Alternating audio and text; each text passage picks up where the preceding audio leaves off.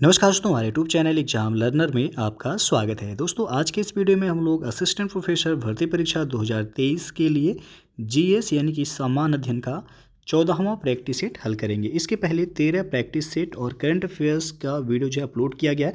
तो जो लोग नहीं दिखे हैं, चैनल के प्लेलिस्ट में जाके आप वहां से सभी वीडियो को देख सकते हैं। तो वीडियो यदि अच्छा लगेगा तो लाइक शेयर कर दीजिएगा। चैनल को अभी तक आप सब्सक्राइब नहीं किए हैं तो चैनल को सब्सक्राइब कर लीजिएगा, बेल आइकन को प्रेस कर लीजिएगा, जिससे आने वाले अगले वीडियो का नोटिफिकेशन आपको पहले मिलता रहे। तो चलिए आज का वीडियो जो है शुरू करते हैं। आज का जो पहला प्रश्न है, CD रोम का फुल फॉर्म पूछा गया, पूर्ण रूप क्या होगा। 4 विकल्प है आपके सामने, इसको बताना है कि कौन सा ऑप्शन सही हो जाएगा। तो CD रोम का जो फुल फॉर्म हो जाएगा compact disc read only memory. B विकल्प यहाँ पे आपका सही हो जाएगा। CD का फुल फॉर्म हो जाएगा कॉम्पैक्ट डिस्क और रोम का फुल फॉर्म होता है रीड ओनली मेमोरी। और यदि रैम का पूछा जाए तो रैंडम एक्सेस मेमोरी होता है और रोम का जो है रीड ओनली मेमोरी होता है। तो यहाँ पे पहले का बी विकल्प सही हो जाएगा। CD रोम का आपसे फुल फॉर्म पूछा गया है। दूसरा प्रश्न देखते हैं कि निम्नलिखित में कौन सा डेटा हायरार्की का आरोही क्रम है। तो इसमें आपका जो आरोही क्रम दिया गया है इसका सी ऑप्शन सही हो जाएगा। बिट होगा, फिर उससे बड़ा आपका बाइट, फिर फील्ड, फिर रिकॉर्ड फाइल, फिर जो है डेटाबेस। इसमें आपका सही हो जाएगा सी विकल्प। तीसरा प्रश्न देखते हैं, www किस मॉडल पर आधारित है। तो ये आपका क्लाइंट सर्वर मॉडल पर आधारित है। बी विकल्प यहाँ पे सही हो जाएगा। और क्लाइंट सर्वर जो है मॉडल में सामान्यतः सर्वर प्रोग्राम क्लाइंट प्रोग्राम से रिक्वेस्ट प्राप्त करता है तथा क्लाइंट को यह प्रतिक्रिया यानी कि रिएक्शन देता है। तो बी ऑप्शन यहाँ पे सही हो जाएगा। पूछा गया किस मॉडल पर जो है ये आधारित है, तो क्लाइंट सर्वर मॉडल पर आधारित है। www का फुल फॉर्म पूछा था वर्ल्ड वाइड वेब, इसका फुल फॉर्म होता है। अगला क्वेश्चन देखते हैं, निम्नलिखित में से किसमें अनुसंधान की पद्धति का विस्तृत विवरण अपेक्षित है। तो यहाँ पे आप देख सकते हैं इसका सही विकल्प होगा ए ऑप्शन, शोध प्रबंध या लघु शोध प्रबंध। ये विकल्प यहाँ पे सही हो जाएगा। पांचवा प्रश्न, अनुसंधान आचार का अनुसंधान की किन अवस्थाओं के साथ बहुधा प्रत्यक्ष संबंध होता है।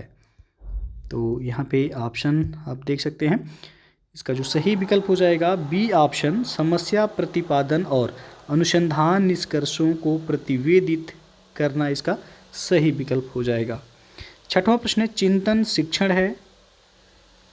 तो चिंतन ये समस्या केंद्रित शिक्षण है। ये विकल्प यहाँ पे सही हो जाएगा। चिंतन स्तर ये शिक्षण में शिक्षक अपने छात्रों में चिंतन, तर्क तथा कल्पना शक्ति को बढ़ाता है ताकि छात्र स्मृति और बौद्धिक स्तर के माध्यम से अपनी समस्याओं का समाधान कर सके। तो ये विकल्प यहाँ पे सही हो जाएगा। सातवां प्रश्न देखते हैं, विश्व जल दिवस 2022 का मुख्य विषय यानी कि थीम आपसे पूछा गया है, क्या है। तो इसका थीम है भूजल अदृश्य को दृश्य बनाना। ये ऑप्शन सही हो जाएगा।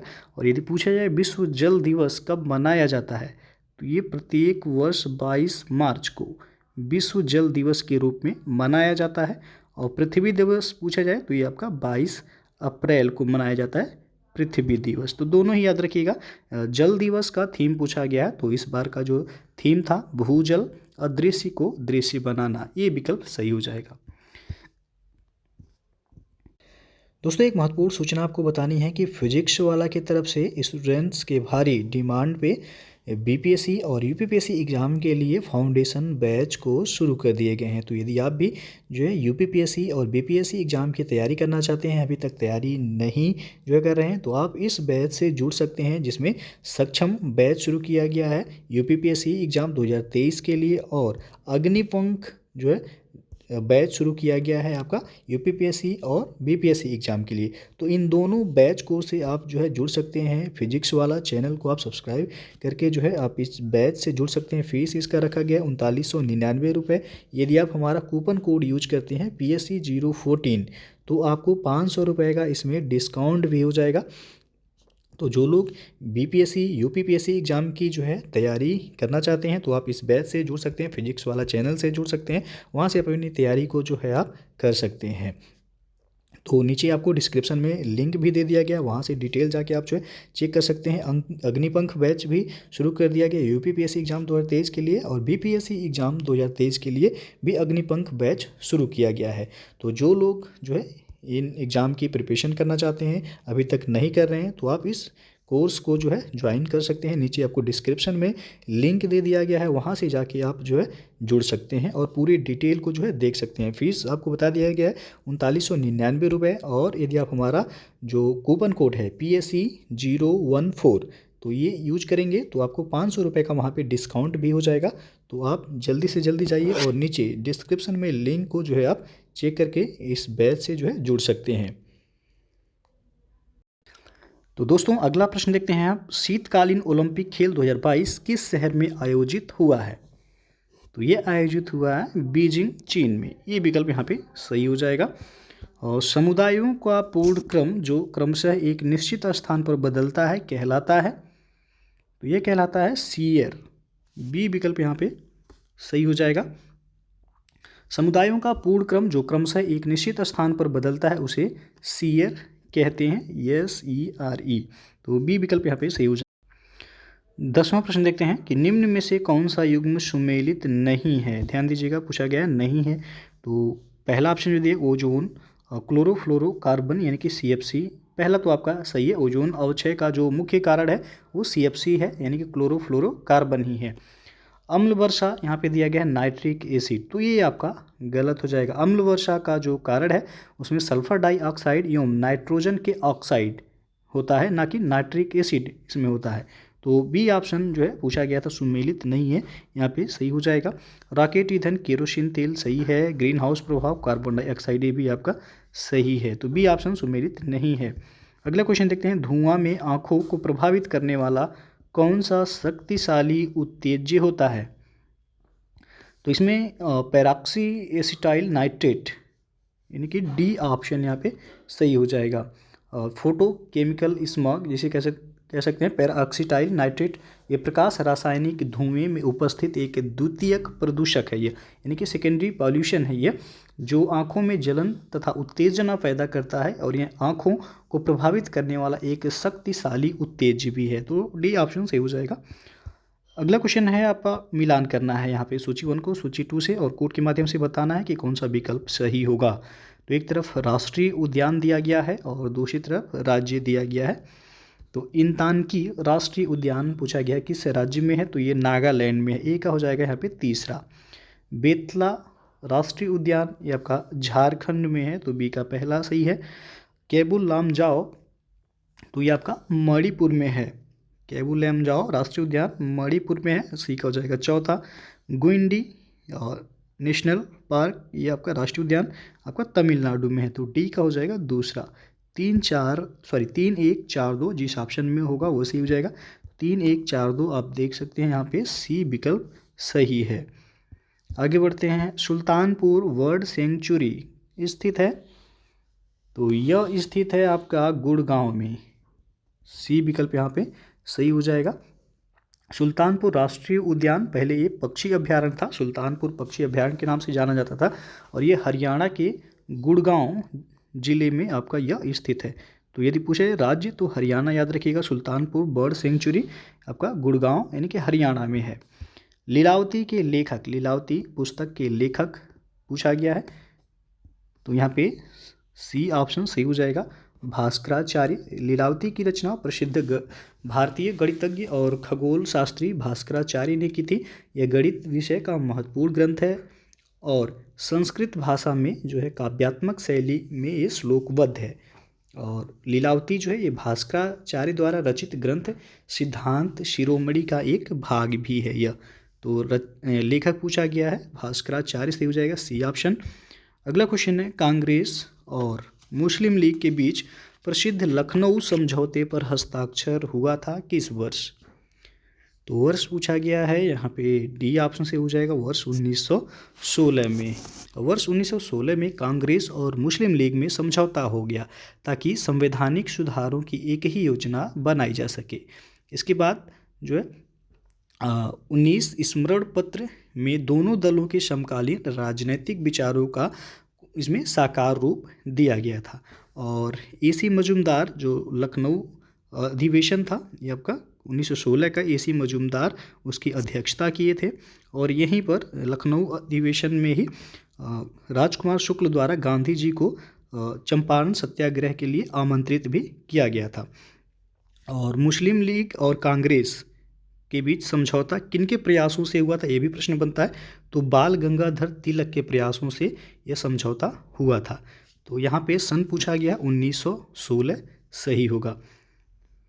अगला क्वेश्चन देखते हैं, गांधी इरविन समझौते के हस्ताक्षरित होने में किसने महत्वपूर्ण भूमिका निभाई।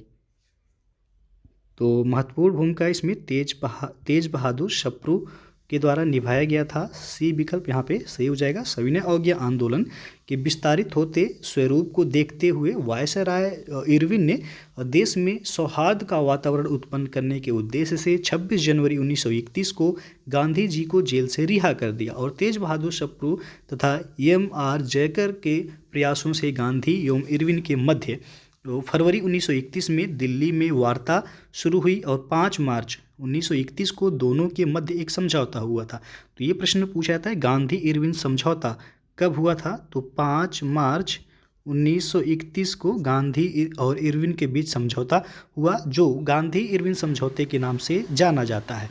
इस समझौते के परिप्रेक्ष्य में सरोजिनी नायडू ने गांधी और इरविन को 2 महात्मा की संज्ञा भी दी थी।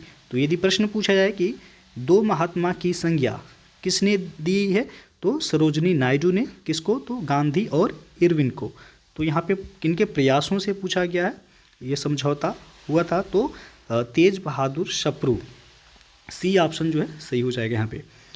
अगला प्रश्न देखते हैं, किसने सर्वप्रथम यह स्थापित किया कि सभी ग्रह सूर्य की परिक्रमा करते हैं। तो निकोलस कॉपरनिकस सही होगा, यहाँ पे ए विकल्प सही हो जाएगा। सर्वप्रथम निकोलस कॉपरनिकस ने यह स्थापित किया कि पृथ्वी सहित सभी ग्रह जो है वो सूर्य की परिक्रमा करते हैं। अगला क्वेश्चन देखते हैं कि निम्नलिखित में से कौन सा युग्म सही सुमेलित नहीं है। तो यहाँ पे ऑप्शन देख सकते हैं, पूछा गया सही सुमेलित नहीं है कौन सा ऑप्शन। तो पहला जो दिया गया, गढ़जात पहाड़ियाँ उड़ीसा राज्य में है, बिल्कुल सही है। मांडव पहाड़ियाँ महाराष्ट्र दिया गया, यहाँ पे बिल्कुल गलत हो जाएगा। यहाँ पे मांडव पहाड़ियाँ ये आपका महाराष्ट्र में नहीं बल्कि ये गुजरात राज्य में है। मांडव पहाड़ियाँ किस राज्य में है, तो गुजरात राज्य में स्थित हैं। और नल्लामलाई पहाड़ी आंध्र प्रदेश में है।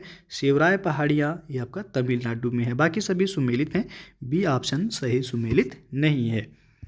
आगे बढ़ते हैं, भारत के संविधान के किस अनुच्छेद के अंतर्गत भारत का उच्चतम न्यायालय नागरिकों के मूल अधिकारों के प्रवर्तन के लिए विभिन्न रिट जारी करने का अधिकार रखता है। तो अनुच्छेद पूछा गया है, किस अनुच्छेद के तहत जो है सुप्रीम कोर्ट नागरिकों के मूल अधिकारों के प्रवर्तन के लिए रिट जारी करने का अधिकार रखता है। तो यह है अनुच्छेद 32, ये विकल्प यहाँ पे सही हो जाएगा। और यदि पूछा जाए उच्च न्यायालय, यहाँ पे उच्चतम यानी कि सुप्रीम कोर्ट पूछा गया, और उच्च न्यायालय यानी कि हाई कोर्ट पूछा जाए किस अनुच्छेद के तहत, तो हाई कोर्ट जो है अनुच्छेद 226 के तहत। हाई कोर्ट जो है ये आपका अनुच्छेद 226 के तहत रिट जारी करता है, और वहीं पे सुप्रीम कोर्ट अनुच्छेद 32 के तहत यह रिट जो है जारी करता है। और अनुच्छेद 32 में क्या है, तो संवैधानिक उपचारों का अधिकार इसमें दिया गया है। इस अनुच्छेद के खंड 2 के तहत जो है भारत के उच्चतम न्यायालय को मौलिक अधिकारों के प्रवर्तन के लिए जो विभिन्न रिट हैं, जिसमें आपका बंदी प्रत्यक्षीकरण आता है, परमादेश आता है, प्रतिषेध है, अधिकार परीक्षा है और उत्प्रेषण है, तो ये निकालने की जो है शक्ति है। और अनुच्छेद 226 के तहत जो है हाई कोर्ट यानी कि उच्च न्यायालय को अपने राज्य क्षेत्र के संदर्भ में भाग 3 द्वारा जो प्रदत्त मौलिक अधिकार हैं उनके प्रवर्तन के लिए और किसी अन्य प्रयोजन के लिए भी रिट निकालने का अधिकार यह देता है हाई कोर्ट अनुच्छेद 226 के तहत। तो सुप्रीम कोर्ट पूछा गया अनुच्छेद 32 होगा, यदि हाई कोर्ट पूछा जाता तब आपका अनुच्छेद जो है 226 होता। तो यहाँ ये ऑप्शन सही हो जाएगा। अगला प्रश्न है, संविधान के किस अनुच्छेद के अंतर्गत न्यायालयों द्वारा संसद की कार्यवाहियों की जांच करना प्रतिबंधित किया गया है। तो यह अनुच्छेद 122, बी ऑप्शन यहाँ पे सही हो जाएगा। संविधान के अनुच्छेद 122 में न्यायालयों द्वारा संसद की कार्यवाही की जांच न किए जाने का प्रावधान किया गया है। और सर्वोच्च न्यायालय का न्यायाधीश अपना पद त्याग सकता है, पत्र लिखकर किसको, तो राष्ट्रपति को। बी ऑप्शन यहाँ पे सही हो जाएगा। भारतीय संविधान के अनुच्छेद 124(2) में दिया गया है कि सर्वोच्च न्यायालय का कोई न्यायाधीश राष्ट्रपति को संबोधित अपने हस्ताक्षर सहित लेख द्वारा अपना पद त्याग सकते हैं, और राष्ट्रपति अपने हस्ताक्षर और जो मुद्रा सहित अधिपत्र हैं उनके द्वारा उच्चतम न्यायालय के प्रत्येक न्यायाधीश की नियुक्ति भी करता है। तो न्यायाधीशों की नियुक्ति किसके द्वारा की जाती है? तो राष्ट्रपति के द्वारा। और यदि सर्वोच्च न्यायालय का न्यायाधीश अपना पद जो है छोड़ना यानी कि त्यागना चाहते हैं तो किसको पत्र लिखेंगे? तो राष्ट्रपति को लिखेंगे। बी ऑप्शन यहाँ पे सही हो जाएगा। अगला क्वेश्चन देखते हैं, स्वतंत्र भारत की प्रथम औद्योगिक नीति की घोषणा की गई थी कब? तो ये किया गया था 1948 में। बी ऑप्शन यहाँ पे सही हो जाएगा। स्वतंत्रता के पश्चात देश की प्रथम औद्योगिक नीति की घोषणा 6 अप्रैल 1948 को तत्कालीन उद्योग मंत्री डॉक्टर श्यामा प्रसाद मुखर्जी द्वारा की गई थी, और इसी के द्वारा देश में मिश्रित एवं नियंत्रित अर्थव्यवस्था की नींव भी पड़ी थी। तो यदि पूछा है भारत में कैसी अर्थव्यवस्था है, तो मिश्रित अर्थव्यवस्था है भारत में। अगला क्वेश्चन देखते हैं, बंधुआ मजदूर उन्मूलन अधिनियम किस वर्ष में स्थापित किया गया? तो ये किया गया था 1975 में। बी ऑप्शन सही हो जाएगा। बंधुआ मजदूर उन्मूलन अधिनियम 1976 में पारित किया गया था। इस अधिनियम की धारा 1 के जो उपखंड 3 में दिया गया कि यह अधिनियम 25 अक्टूबर 1975 से प्रभावी माना जाएगा। तो यदि डेट पूछा है तो कब से प्रभावी माना जाएगा? 25 अक्टूबर 1975 से यह प्रभावी माना जाएगा। अगला क्वेश्चन है, शैक्षणिक संस्थानों में आने वाले छात्रों को जितनी बाधाएं आएंगी उतनी अधिक अपेक्षाएं। तो यहाँ पे शिक्षक से होंगी। सी ऑप्शन सही हो जाएगा। शैक्षणिक संस्थानों में आने वाले छात्रों को जितनी बाधाएं आएंगी उतनी ही अधिक अपेक्षाएं एक शिक्षक से होंगी कि वह इसका निदान करने के साथ उपचारात्मक शिक्षा की ओर बढ़े। आगे बढ़ते हैं, निम्नलिखित में से कौन गुणात्मक अनुसंधान की महत्वपूर्ण विशेषता नहीं है? तो ऑप्शन आप देख सकते हैं। तो पूछा गया विशेषता नहीं है, तो यहाँ पे जो दिया गया कि मापित सामाजिक तथ्यों के बीच संबंध स्थापित करने का प्रयास करना, ये आपका जो है विशेषताओं में नहीं आएगा, बल्कि वास्तविक स्थानगत परिस्थितियाँ प्रदत्त के प्रत्यक्ष स्रोत हैं, ये आपका है सही। प्रदत्त शब्दों या चित्रों का रूप ग्रहण करते हैं, ये भी सही है। अनुसंधानकर्ता प्रघटना से संबंधित स्थिति वर्तमान या भूत में निमग्न हो जाता है, ये भी सही। सी ऑप्शन इसमें आपका सही नहीं है, यानी कि विशेषता नहीं है गुणात्मक अनुसंधान का। अगला क्वेश्चन है, सीपीयू क्या है? सीपीयू तो सेंट्रल प्रोसेसिंग यूनिट या डिवाइस कह सकते हैं। इसका फुल फॉर्म होता है सेंट्रल प्रोसेसिंग यूनिट। हिंदी में से कहा जाता है केंद्रीय प्रसंस्करण इकाई, कभी कभी हिंदी में भी पूछ लेता है। तो केंद्रीय प्रसंस्करण इकाई या सीपीयू सेंट्रल प्रोसेसिंग यूनिट तो क्या है पूछा है? तो ये आपका प्रोसेसिंग डिवाइस है। सी ऑप्शन इसमें सही हो जाएगा। अगला क्वेश्चन देखते हैं कि निम्नलिखित में से कौन सी ईमेल सुविधाओं का उपयोग एक दूसरे को अपनी पहचान बताए यानी ईमेल आईडी बिना कई प्राप्तकर्ताओं को ईमेल भेजने के लिए किया जाता है? तो वह है BCC। डी ऑप्शन यहाँ पे सही हो जाएगा। BCC का फुल फॉर्म होता है कि ब्लाइंड कार्बन कॉपी।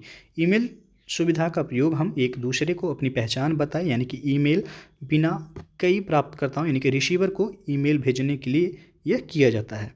तो बी ऑप्शन से हो जाएगा। इसका फुल फॉर्म याद रखिएगा, ब्लाइंड कार्बन कॉपी होता है। अगला क्वेश्चन है, हाल ही में किसने 44वें शतरंज ओलंपियाड के लिए ऐतिहासिक मशाल रिले का शुभारंभ किया? तो वह है नरेंद्र मोदी। बी ऑप्शन सही हो जाएगा। भारत के प्रधानमंत्री नरेंद्र मोदी के द्वारा 19 जून 2022 को 44वें ओलंपियाड के लिए प्रोत्साहित मशाल रिले का शुभारंभ किया गया, और शतरंज ओलंपियाड रिले शुरू करने वाला भारत जो है पहला देश बन गया है। अगला क्वेश्चन, हाल ही में 19 अंतर्राष्ट्रीय साहित्य महोत्सव का आयोजन कहाँ किया गया? तो ये किया गया शिमला, हिमाचल प्रदेश में। सी विकल्प यहाँ पे सही हो जाएगा। किस मंत्रालय के तहत शुरू किया गया? तो संस्कृति मंत्रालय के द्वारा यह शुरू किया गया है। और अंतिम प्रश्न है, अप्रैल 2022 में किसे वर्ष 2021 के 31वें सरस्वती सम्मान के लिए चुना गया है? तो यह चुना गया है प्रोफेसर रामदरस मिश्र को। बी ऑप्शन यहाँ पे सही हो जाएगा। और यह पुरस्कार जो दिया जाता है वह के बिरला फाउंडेशन के द्वारा दिया जाता है।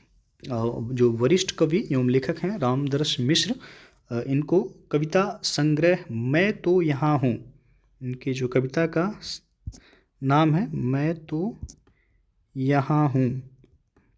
इसके लिए जो है 31वां सरस्वती सम्मान प्रदान किया गया है और वर्ष 1991 में के बिरला फाउंडेशन द्वारा सरस्वती सम्मान की स्थापना की गई थी और यह सम्मान प्रत्येक वर्ष संविधान की 8वीं अनुसूची में वर्णित किसी भी भारतीय भाषा में विगत 10 वर्ष में प्रकाशित भारतीय लेखकों के उत्कृष्ट साहित्यिक कृति को प्रदान किया जाता है और पुरस्कार के तहत इसमें एक प्रशस्ति पत्र, स्मृति चिन्ह और 15 लाख रुपए की पुरस्कार राशि भी दी जाती है।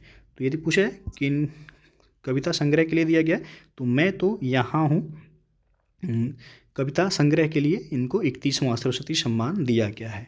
तो बी ऑप्शन सही हो जाएगा। तो दोस्तों ये था आपका उत्तर प्रदेश असिस्टेंट प्रोफेसर भर्ती परीक्षा 2023 के लिए जीएस यानी कि सामान्य अध्ययन का 14वां प्रैक्टिस सेट और इसके पहले जो है 13 प्रैक्टिस सेट अपलोड किए गए हैं। साथ में करेंट अफेयर्स का भी वीडियो अपलोड किया गया है। तो जो लोग नहीं देखे हैं चैनल के प्लेलिस्ट में जाएगा, आपको वहाँ से एक प्लेलिस्ट मिल जाएगा उत्तर प्रदेश असिस्टेंट प्रोफेसर भर्ती परीक्षा जीएस मॉडल पेपर का। तो वहाँ से आप सभी वीडियो को देख सकते हैं। और दोस्तों बता दें कि इसका एग्ज़ाम जो है जो संभावित है वो अप्रैल में इसकी एग्ज़ाम होने की जो है संभावना है।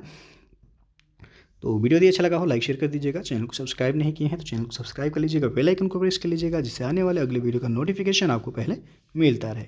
तो वीडियो को पूरा देखने के लिए बहुत बहुत धन्यवाद।